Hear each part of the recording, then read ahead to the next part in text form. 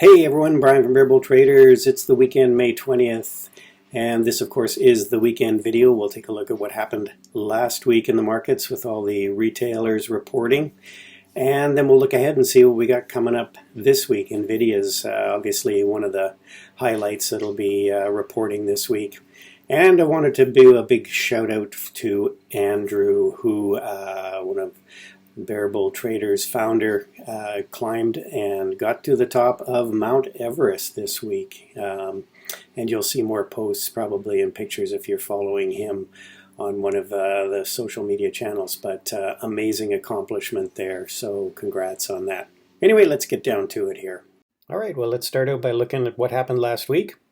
All the markets did move up this week. You can see we are up on pretty much every index. Qs, of course, continue to be strong with the technology stocks. Anything sort of AI related seems to be still catching a bid.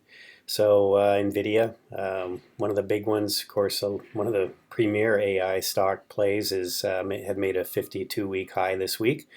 Although we did pull back a little bit on Friday on that news that maybe the debt talks were cut off there for a while. But again, semiconductor is looking very strong.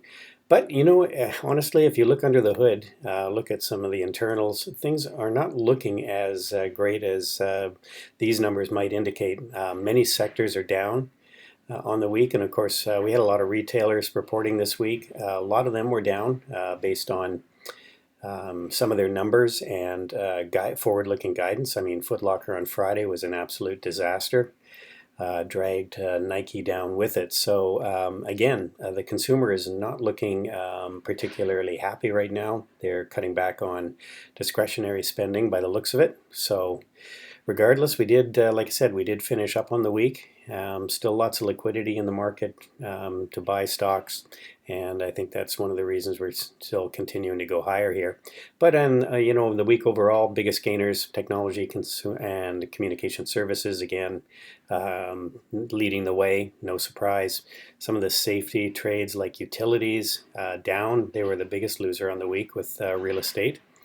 2-year Treasury and the 10-year were both up. 2-year especially was up quite a bit as we continue to get some comments from the Fed that they're not raising, or they're not finished raising interest rates, although Powell on Friday said that maybe they were getting close to the end. So a little bit of conflicting information there. And the US dollar up again on the week, just continues to bounce up here. Pushing, and of course that's pushing the rates up as well here. That's helping that. And on Bitcoin, there was really no significant change on the week. Last I looked, we were still trading below 27,000, which was the case at the end of last week as well. And before we get going here, looking at some charts, I always like to do a quick plug for my book on Amazon. That's there for the buying, profiting as an active trader. You can see there rules, strategies, and the routines of an active stock and options trader. So you can check that out if you'd like. And let's get down and start looking at some charts now.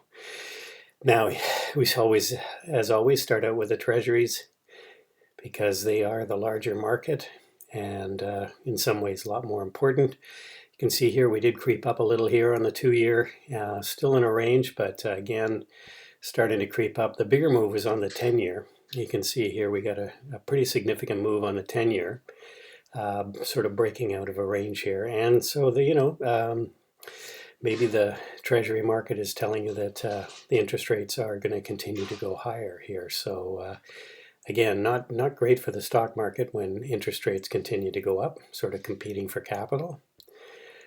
Transports, not a great day Friday. We're kind of messy into those moving averages. Definitely still in a downtrend.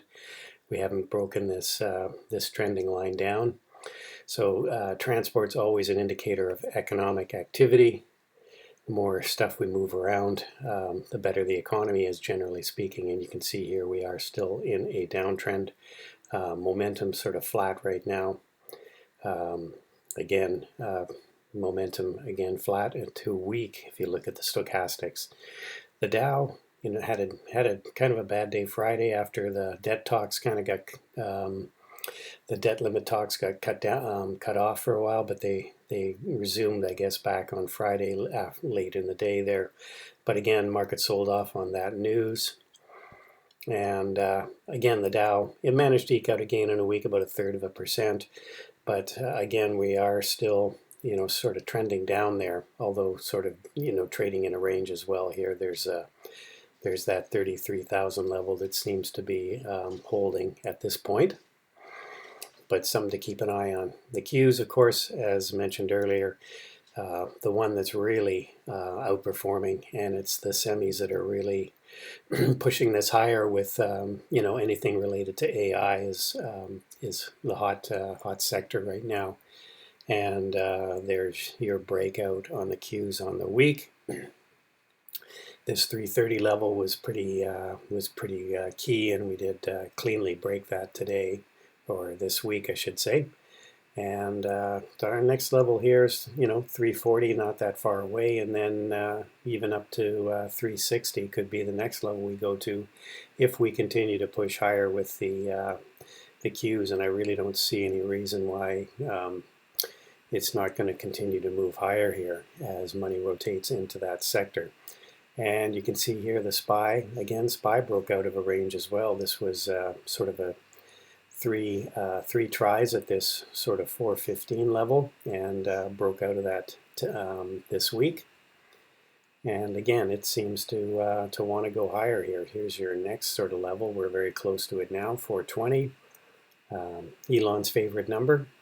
And if we can get through that, then 440 could be the next level we'd be challenging. But again, volume was pretty good on the week. We are pretty overbought on the stochastics. Momentum RSI, so it's turning up. So again, momentum is continuing to push us to the upside here on the SPY. And on the IWM, of course, a lot of the regional stocks challenged here, still trading in a range on a daily. Let's take a look at it on a weekly basis. Again, you can see here we're range bound. All these moving averages, struggling to get through them.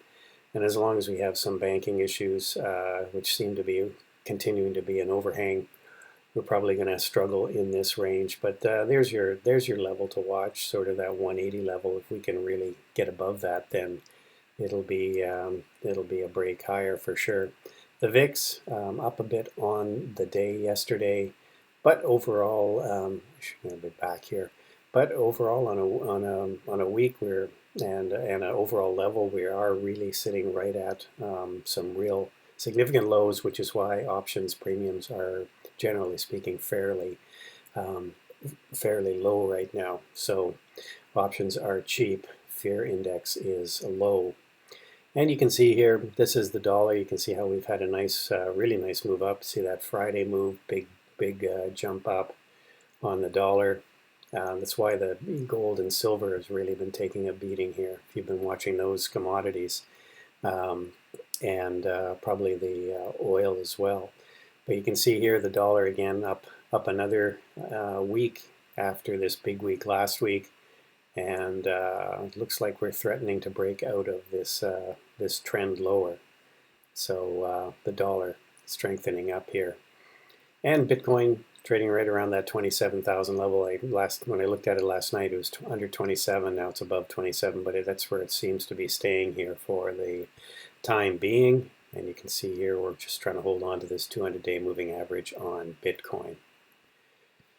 So as far as stocks on watch, let's take a quick look here. Apple, I was watching this 175 level on Apple. We did pull back a little bit Friday after we did sort of break out on Thursday.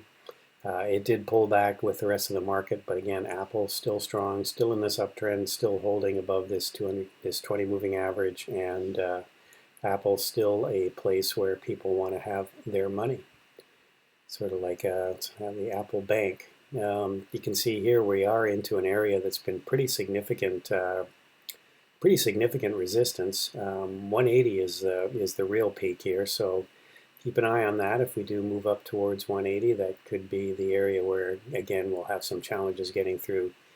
AMAT had earnings last week, and it really popped up, but it kind of set a level there about 130. for a top. So I'm going to be kind of watching that one, maybe 130, 132. Next week, 3-day rule. Maybe if we've topped out here, I might sell some upside calls on that one. Baba's really, I mean, they did report this week. This was the result of that report. Really sold off, even despite the fact they had good numbers. There's a big issue with China, and Musk mentioned it this week. Buffett has mentioned it, and Ray Dalio has mentioned it. And it's not if China invades Taiwan, it's going to be when. I think it's what the feeling is with a lot of people, and of course they're made no bones about it. So I think being in Chinese stocks, I mean, if that ever happened, and a lot of people feel it will, that ever happens, these Chinese stocks are going to go to you know where. So dangerous trades to be long, I think, on these, but bias to the short side. This 180 level looks like an area we could be heading to on BABA. Google, again, Google breaking out here from this 110 level. Nice move up Thursday, and this is a weekly chart, but you can see here we've had another nice breakout and up into an area right where I flagged there'd probably be some resistance there at 125, so we pulled back there. But again, all these stocks, anything related to AI seems to be in vogue, and there's just no there's no real fundamental reason why they should be going higher, but they just are because everybody's chasing them. Home Depot reported last week. You can see here the reaction really dropped hard, came right back up, now dropped hard again on Friday. The consumer, as I've mentioned, I think is really challenged. So again, Home Depot kind of stuck in a range here. This 300 level is resistance, probably 280 is support. So it could be a good options trade to sell both of those calls and puts. Netflix, again, we had that big news about some of their numbers were good, so topped out around 380. Was going to sell some calls on there. I didn't, but I'm just going to watch it next week and see if there's an opportunity there to sell some upside calls after that big move, sort of extreme reversal. Nike, I bought some 112.50 puts, or I sold some 112.50 puts. Sorry, so that makes me sort of long. Looking for a bit more of a pop here because we did sell off on the Foot Locker earnings report on Friday, so we did have a big reversing candle here. Bit of a doji spinning top, but it did finish higher than where we opened, so sort of I'm looking at that as a bit of a positive, but I don't know that, given the state of the retail market, and you can see how it just held that 200, I'm not entirely bullish on this in the long term, maybe just hoping for a pop on Monday. And again, her size is fairly small. NVIDIA reports this week, Thursday or Wednesday, I think Wednesday after the close. See that later in the video, but I believe it is Wednesday after the close. But you can see here they've just had a monster run up here and this big push Thursday, and then a little bit of a pullback on Friday, but nothing like what the market experienced overall. So NVIDIA is still hot, the hot commodity, 52-week high, as I mentioned already, quite extended from the moving averages, but it can stay extended like it has here for some time. But just be very careful as we go into this earnings report, because there's the value of this is extreme on a price to earnings basis. So PayPal, actually just thinking about NVIDIA, if we do get a pullback, you just watch for the buyers to come storming in. If you do get a pullback, that would be an opportunity to buy, because there's just so much enthusiasm for that stock in the market. So be watching for that if we do get a pullback. PayPal's really struggling here. I even looked at it on a monthly basis. It's kind of in no man's land here. But certainly it's really been struggling. You look at the market the way it was Thursday, some of the run we had, and PayPal could not catch a bid. There's just no one willing to buy here. All you can say is it's really oversold, but it could stay this way. All the momentum indicators really down. Tesla, I just don't see a trade there actually. I was Tesla again. This is since Musk's interview, laid that to the upside, but that was came back up, filled this gap here. So it'll be interesting to see what it does. But it's certainly catching a bid here now. People are getting back into it, getting more enthusiastic about it. So 190 could be the next level of resistance, and then even if we get through there, 200 could be possible. And the XRT, I highlighted this one last week, and I did take a bit of a short on it. You can see here what's happened. Again, a lot of these retailers reported, and the earnings and guidance wasn't great, and had a pretty nice sell-off here on Friday, primarily based on Foot Locker, the numbers. But none of the other, even Walmart had their numbers were okay, but they were only okay because they have a lot of groceries. And groceries are obviously staples, so people still buying staples. But the discretionary side of things is not doing as well, and that's basically what Foot Locker told you on Friday. Challenging retail environment. Here's one I traded this week, Zion Bank. I really like this, a couple of the banks, the regional banks that are pretty solid. So I cut a nice $2 move on that. I did sell some of it when it got up to this moving average on Friday. It did pull back.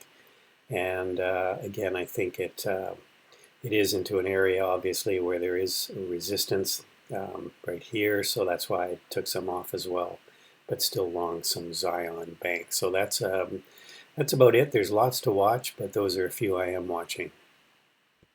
So wrapping things up here, what have we got to look forward to here? May 22nd this week. We've got here your levels on the Dow.